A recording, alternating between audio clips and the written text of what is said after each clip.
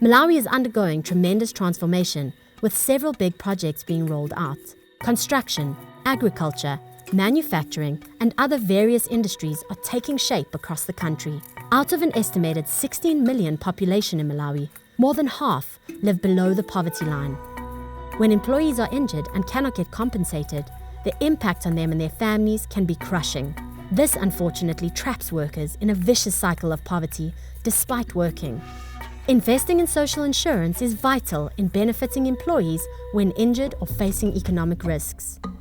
Recently, government enacted the Pensions Act, amongst others, provides for mandatory pension contribution by all workers in Malawi.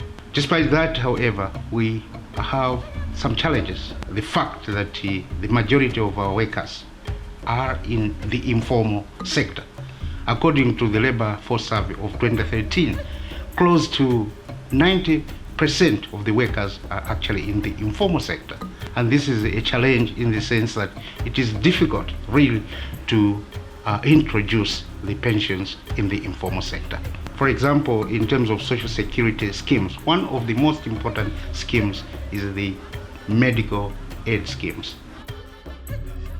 Pa 11 November ndili pa duty nthawi ya 8 koloko madzulo ndachifukwa cha blackout imene napanga imene ndimene sinathe kuona imene ndinakakola ndi cheneja imene ndinakagwera mkono wa dzanja lamanjawo imene pakachembula kwekesera nakapeza kuti elbow joint yathetheka la umphawi kamba kuoneka kuti dakhangati ndayima ndipo chipepeso sana ndipatse fika mpaka nalero nkadembekeza kuti neyo zikadakhala kuti ndipatsa ndalamayo mofulumira zikadandikhalira kwabwino potenge kuti nthawi imeneyi ndimakhala ndiononga ndalamaso yapathumba panga kuzithandizira ku treatment komanso zinapangitsa kuoneka kuti kapenzedwe ka ndalama khale kofoka kuti ndingathupanga chitukuko chine chiyonse panandivuta potenge kuti ndi ana ali ku sukulu komanso ndi banja the kampani zinthu zimenezi sinandipangire.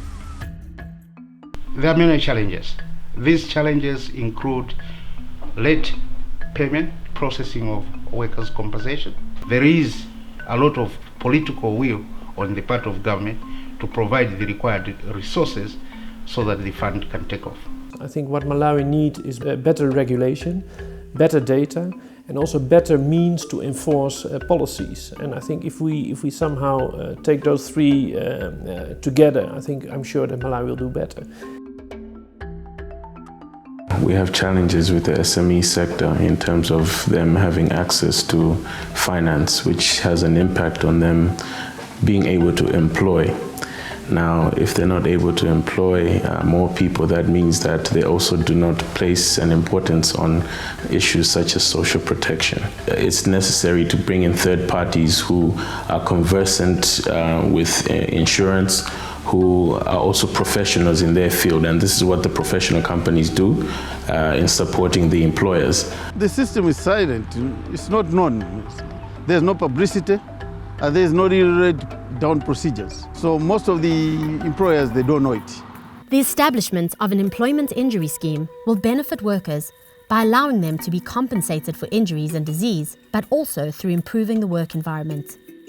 This will lead to consistent labour productivity for the employer.